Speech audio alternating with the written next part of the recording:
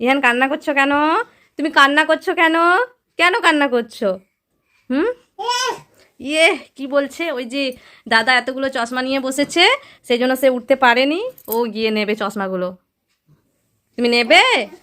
দেখো দেখো দেখো কেমন করছে। তুমি উঠবে? হ্যাঁ মাম্মি আমি উঠবো, আমাকে তুলো। আচ্ছা তোমাকে তুলে দিই, চলো। দেখো ভাইকে একটু দাও, ভাইকে দাও, ভাইও নি। দেখো দুই ভাইয়ের কাণ্ড, চশমা নিয়ে। ও সব লুকিয়ে দিয়েছে চশমা, সেই জন্য রেগে ইয়ান ওর মাথার চুল পুরো ধরে নিয়েছে। তাড়াতাড়ি দাও বলছি, নাহলে খুব মারবো।